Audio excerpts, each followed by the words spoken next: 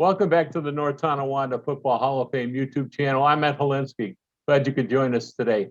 Great guest today, class of 1995, all-state wrestler, student body president, a man that's taken academia to new levels. And as you can probably see, he's wearing his hospital whites. From Richmond, Virginia, here's Dan Paulson, better known as Dr. Dan. Glad you could join me today. Glad to see you. Glad to meet you. Welcome. Yeah, good to meet you, Ed. Thanks for having me. You had an interesting career at North Tonawanda and beyond. 1995 state wrestling champion, student body president, all Western New York lineman, played in the Dave Anastasi era. I want to start in the very beginning. How was your upbringing, or what was your upbringing about in North Tonawanda and your evolution with your football career? Yeah, well, so actually I grew up in Tonawanda initially.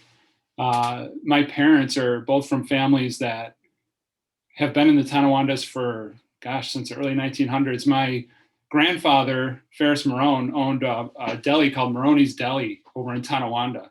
And he raised 7 kids, sent them all to Catholic high school over at Bishop Gibbons in North Tonawanda, actually. And my mom met my father, who also was from Tonawanda. And so therefore we kind of grew up there until, I'd say it was 5th grade, we moved to North Tonawanda.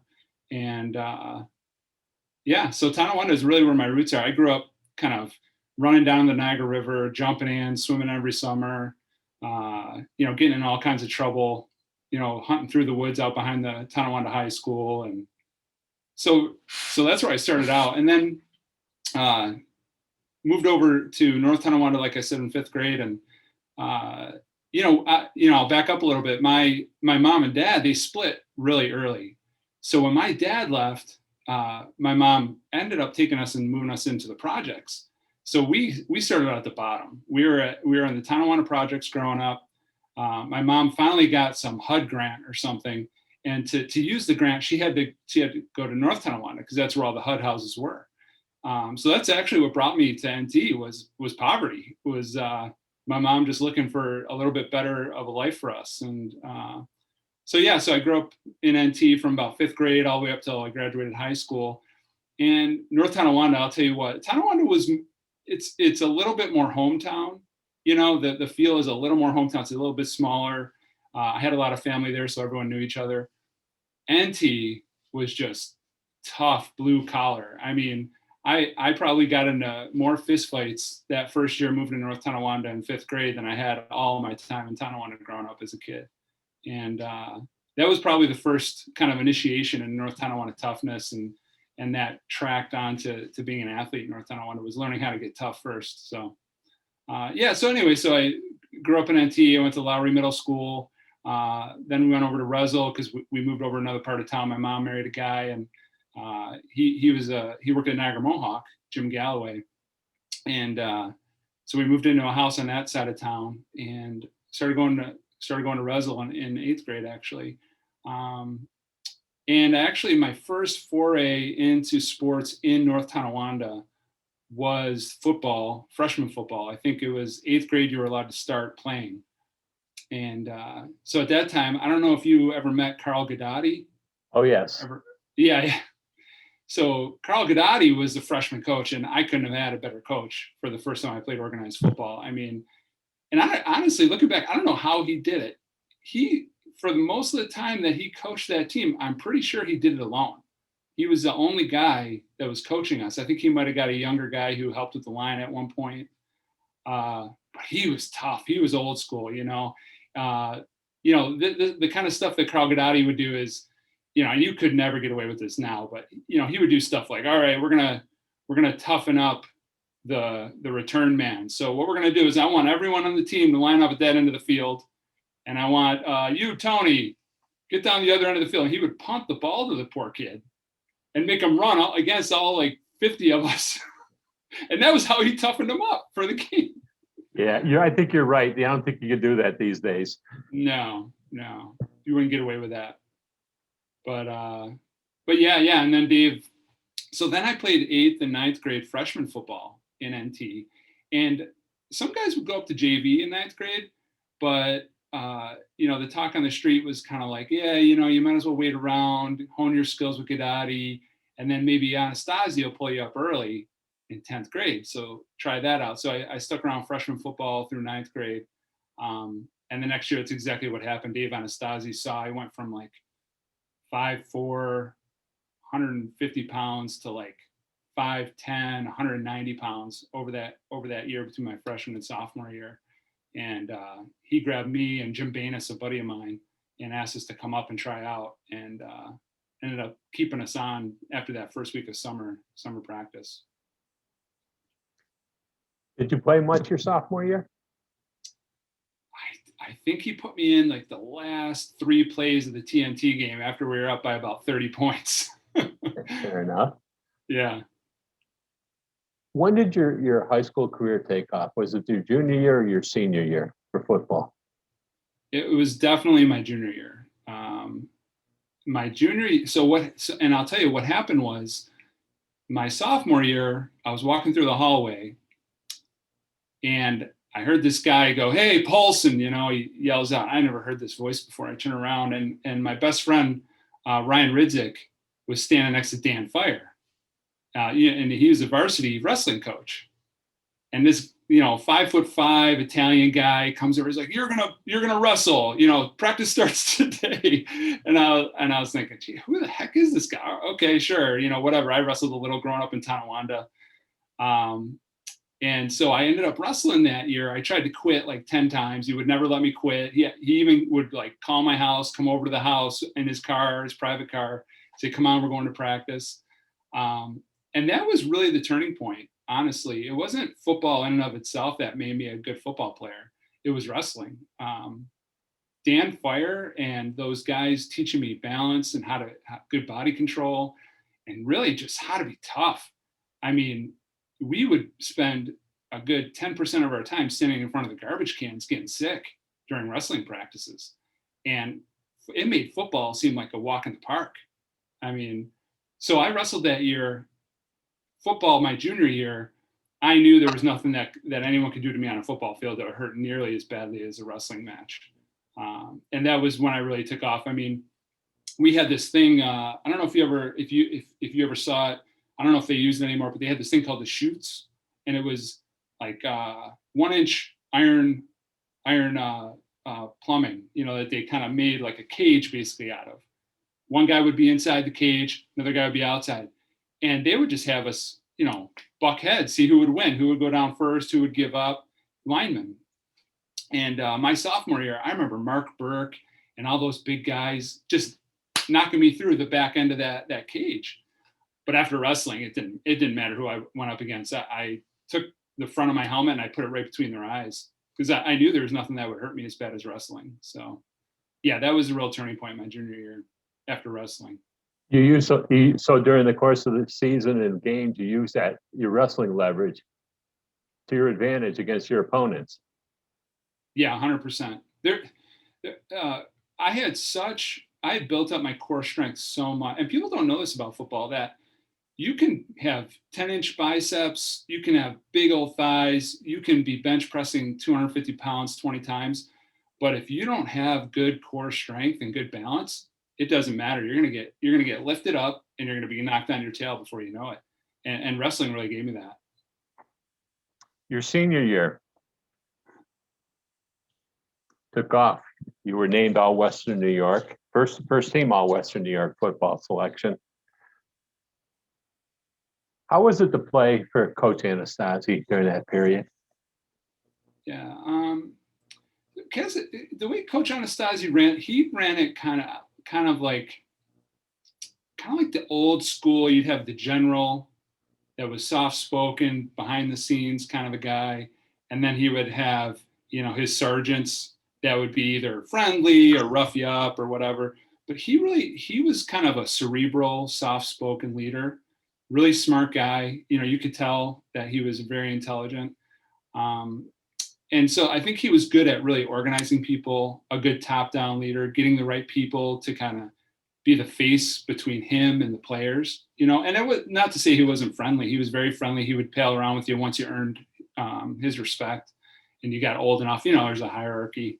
And I would say the probably the biggest thing that stands out to me about Coach Anastasi is he was very inspirational. He was the kind of guy that, I don't know how he did it. I think it's a real gift. Every game before in the locker room, he just had the art of starting out talking. He'd start out something with, this week we had this and that. And, over the course of the next 10 minutes, he would just gradually lift the tempo and the fervor of what he was saying. And by the end of that 10 minutes, you were ready to tear the door off the hinges and run out on that field. And it was funny thing was he never raised his voice when he did it. He would say something funny, like at the end, he would just say something like real stuff like, okay, now go get him, and you'd go berserk and run out of that locker room. So, I think he used his intelligence. That was probably the biggest thing I remember about him.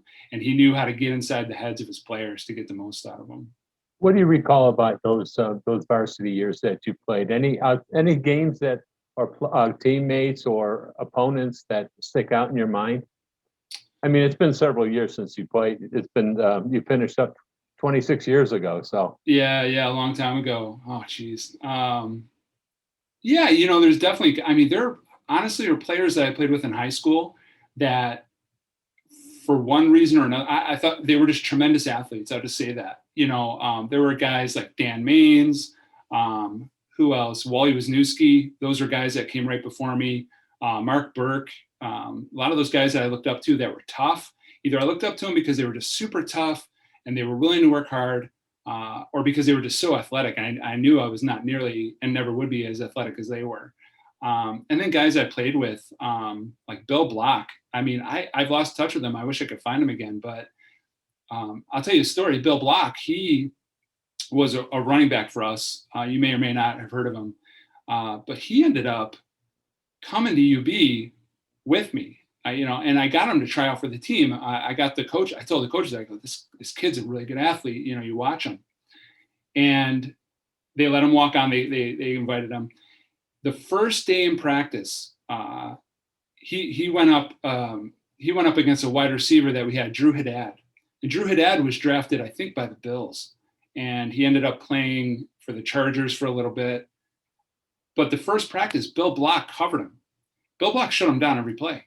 They couldn't believe how good he was. They said, you weren't joking about this kid, And it was one day, they gave him a spot on the roster. But he ended up, I don't want to bag on Bill too much, but really it was more grades than anything else.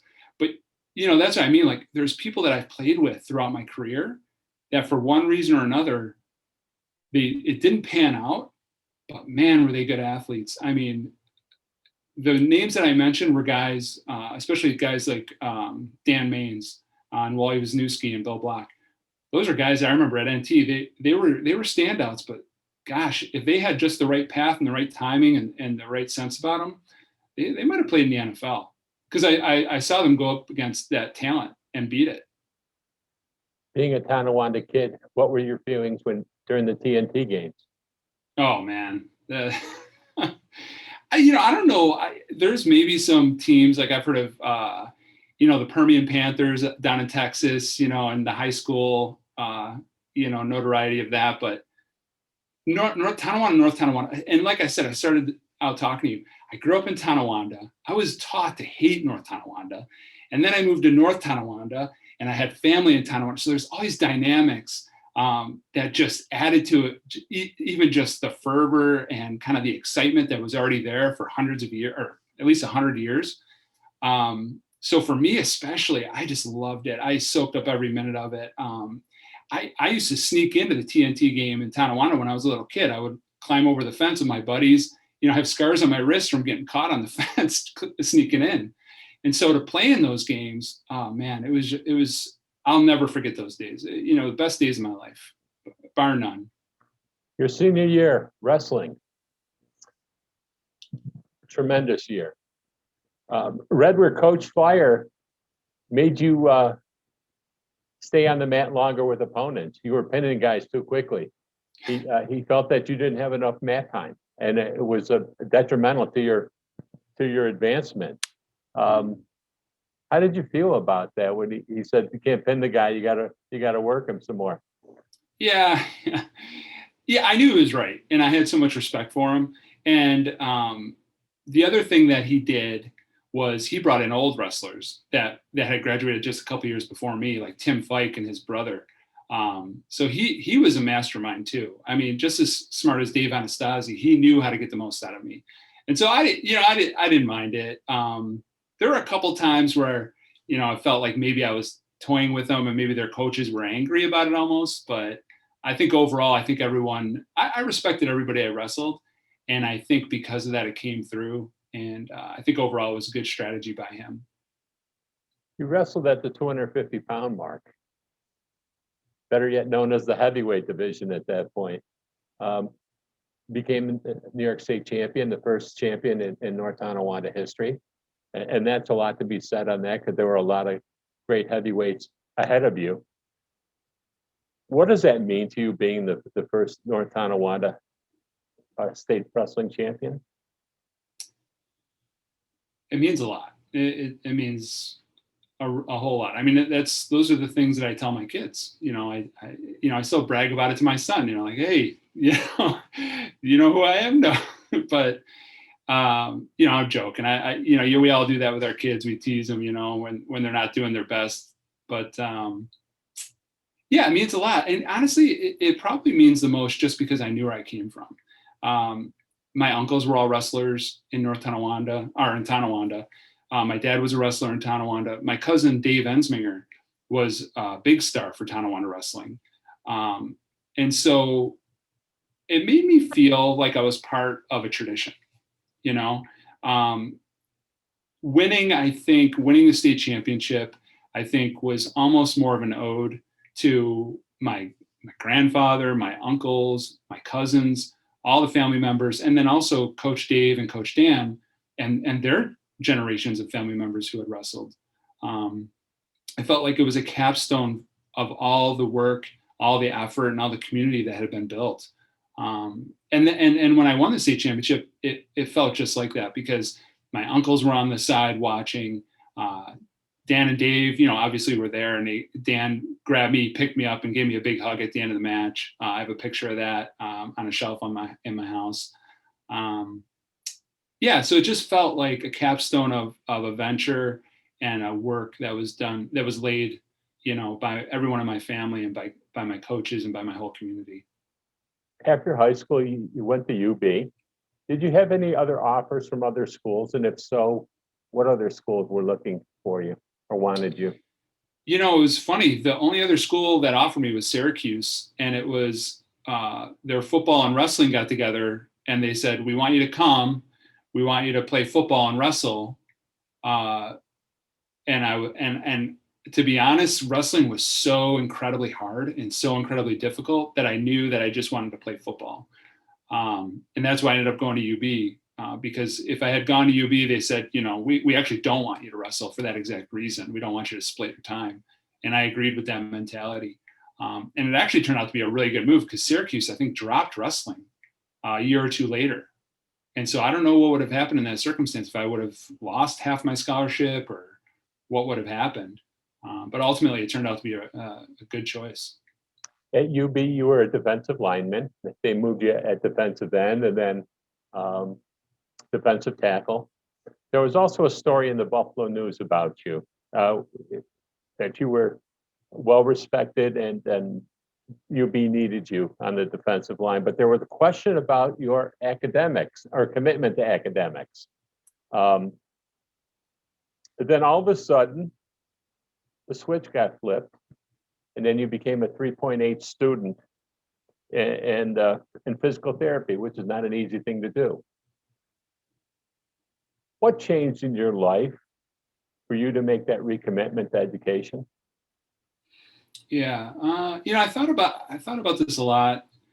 To be honest, I think, and this isn't a knock against the way I was raised, but my father left when I was about 5.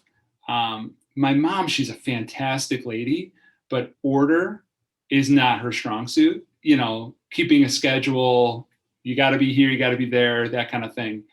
And so going through grade school, high school, I always felt, you know, and I would, we do those things like the California Achievement Tests and those things. And I remember guidance counselors always saying to me, Dan, you know, you're testing really high. You know, you're a guy that should be headed for college. You know, I remember one of my guidance counselors in 7th grade said, you know, you're reading at a 12th grade reading level already. Why are your grades so bad? And I could never just pull it together in middle school and high school. There was always just a missing element. I didn't know what it was. I would look at my friends who I thought, you know, were just as smart as I was, or I was just as smart as them. But for some reason, I couldn't pull it together. And when I got to college, I determined in my heart, I said, you know what? I don't care how many hours I have to read these books. I don't care how long I have to go to study hall. I'm going to do every single assignment. I'm going to do every reading assignment, every homework assignment. I'm going to go to every class.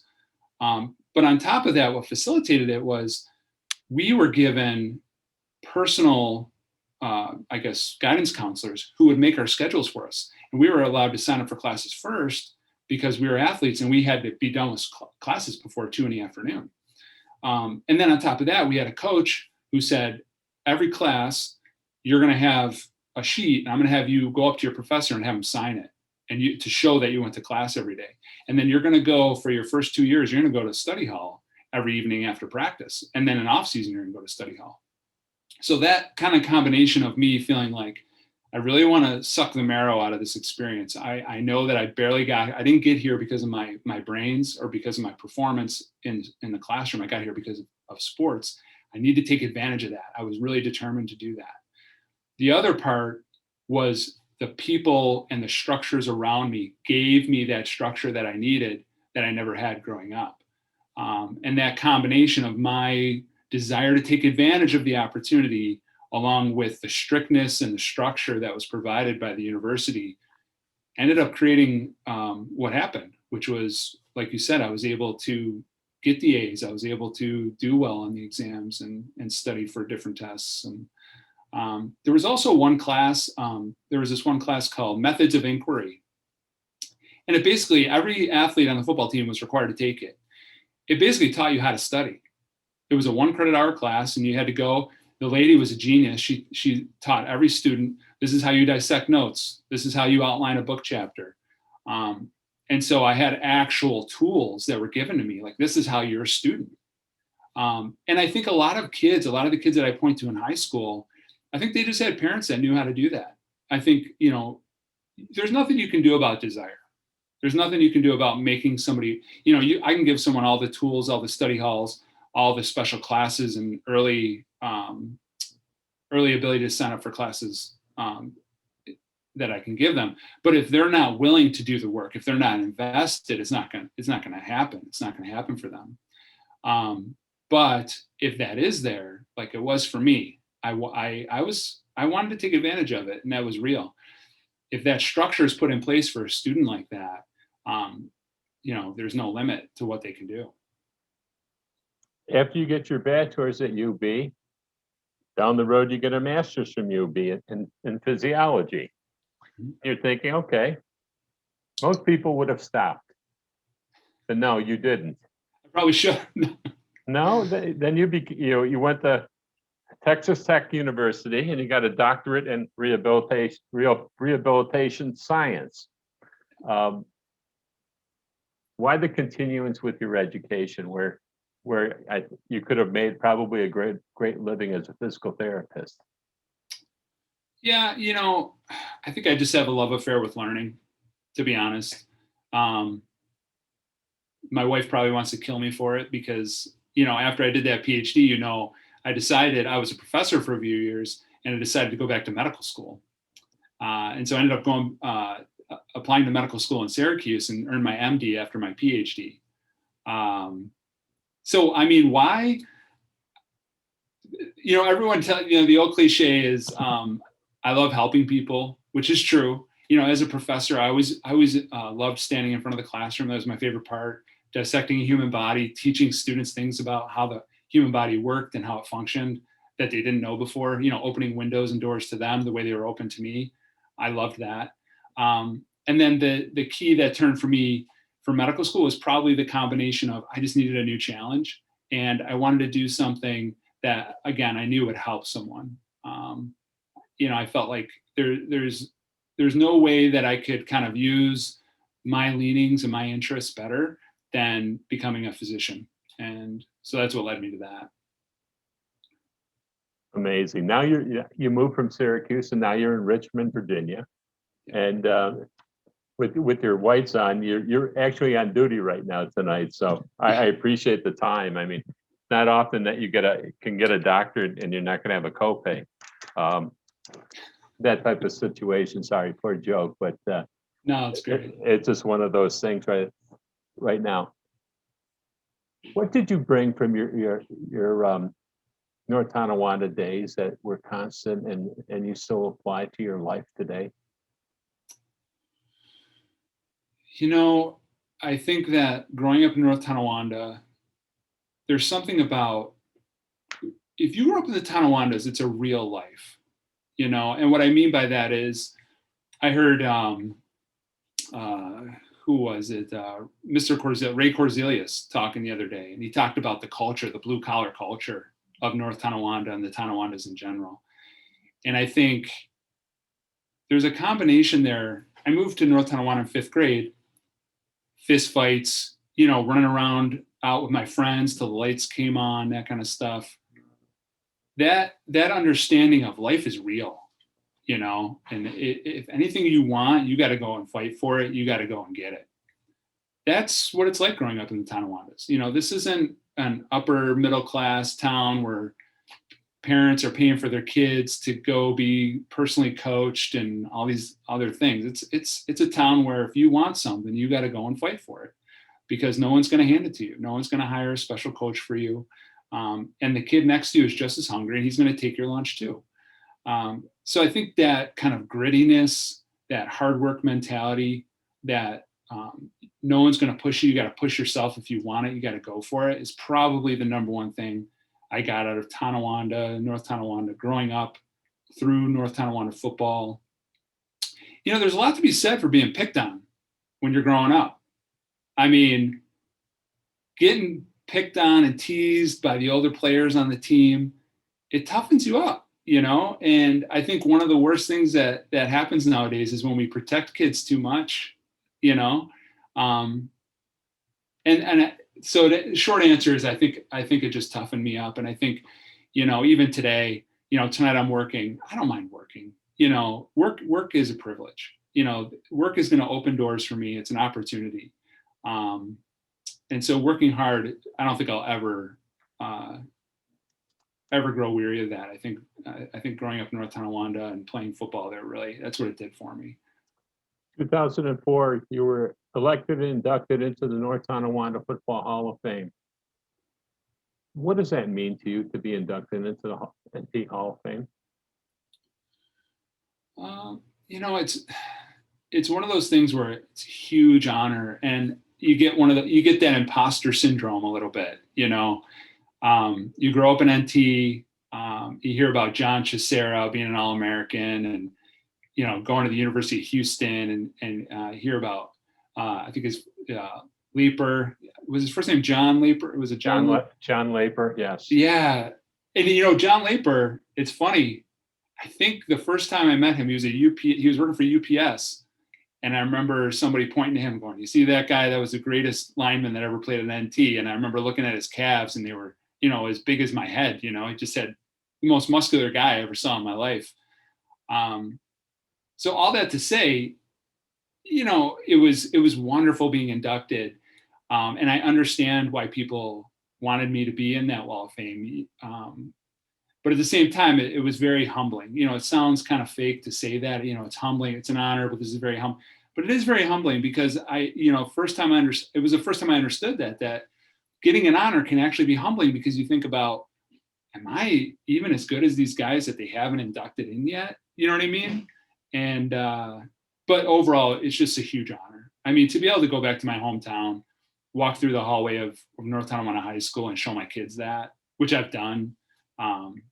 It's so nice. It builds a legacy. It's almost like a gift to my children and my grandchildren. The Wall of Fame is a wonderful project. When you're in town next, make sure to take them to the Hall of Fame over on Goundry Street. All right, I will. And is that the same one where we would meet and do You stuff would in have high the school? spaghetti dinners and the whole nine, Yeah. and nothing, you know, the Wall of Champions, all the teams with championship teams are on the walls there. Let me ask you, any regrets about your high school or college career? High school, I really laid it out on the field. I did every single game. I don't think I ever regretted anything I did in high school. The coaches asked me to do, I did it. And I enjoyed it. I enjoyed every single minute. Honestly, if I could go back and relive every minute, I would do it right now if I was given the option. College, I think that I don't know, have you ever heard of Craig Service or read about it? Do you remember Craig Service being the coach there? Right, at UB, yes. Yeah. Fantastic guy, really strong arm type of coach. The new model of coaching in college is the friend coach, and in retrospect, I'm really seeing the genius of that, because when you get to college, you've already played football 5 or 6 years, and college, it's not as glorious. You're not the star guy anymore. So everybody's kind of fighting every day. Everybody's worn out. And I think when I got to college, by the time I was in my junior year, I was just tired. I was kind of, and they do this thing in college. It's a job. You're there from 2 to 6 in the afternoon. You've got winter training. You're up at 5 a.m. before classes. You're running for 2 hours. Then in the summer, you're there all summer taking classes. And so it's pretty grueling. And so you kind of need that balance of a coach who's kind of, hey, you're doing good, joking, laughing with you. Craig Service was more of an old school tradition. He came out of Penn State, and Joe Paterno and those guys, and that was not happening with Joe Paterno. He's not being friendly with anybody. So all that to say is UB football, it was a combination of super grueling and also just mentally just challenging. Like, for example, I'll give you one time we were having pictures, and it was the summer between my freshman and sophomore year. And Coach Service said, it was right before Labor Day weekend, end of summer camp. He goes, everybody gets off through Labor Day weekend. So we're going to give you off Saturday, Sunday, and Monday. Just unheard of. I mean, you're going to give us a 3-day weekend? This is crazy. So we get sent to the locker room. 10 minutes later, the strength and conditioning coach comes through and he goes, all right, everybody, remember, pictures are Saturday at 2 p.m. You got to be here. Right after he tells us he's going to give us the whole weekend off. So we coming on Saturday, and team pictures, it's an all afternoon affair. You're there, you're getting dressed. We were there probably like noon to 3. So all these poor guys who are from Ohio, Pennsylvania, Canada, couldn't go home. They were thinking, I'm going to go see my family. And so stuff like that, this is kind of a long-winded way to come back around. College really was just football was just mentally taxing, at that level, at Division I, and with that culture.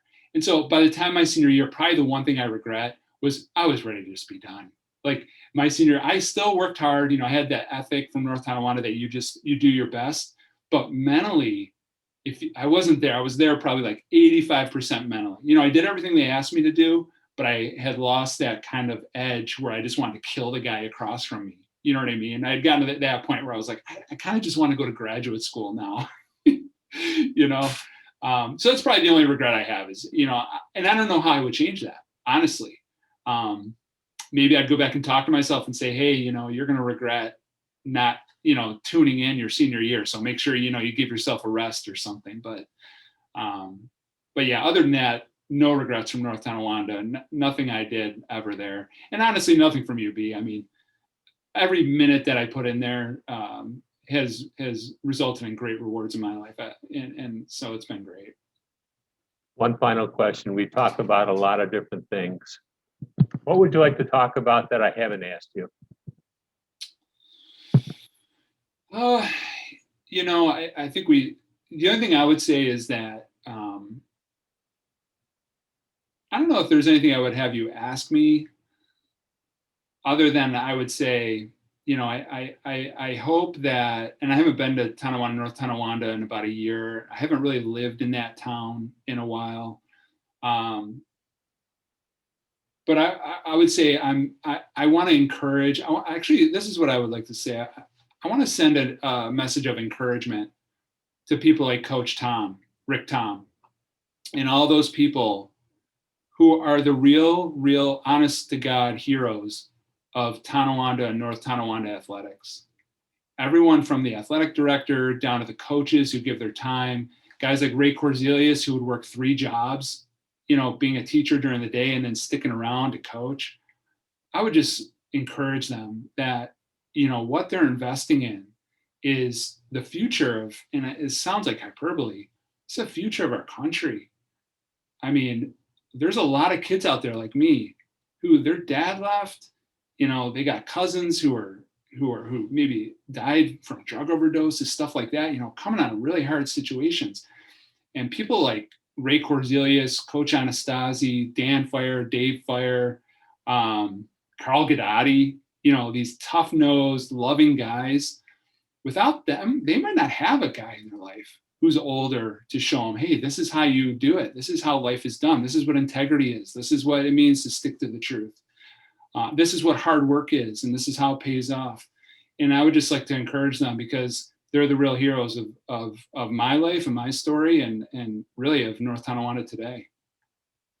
Dr. Dan Paulson, this has been fun. It's been an honor. I thank you so much for giving up your time today. I wish you well. I wish you good health. And thank you so much for joining me here today on the North Tonawanda Football Hall of Fame YouTube channel. Thank you, Ed. Thanks for everything you're doing.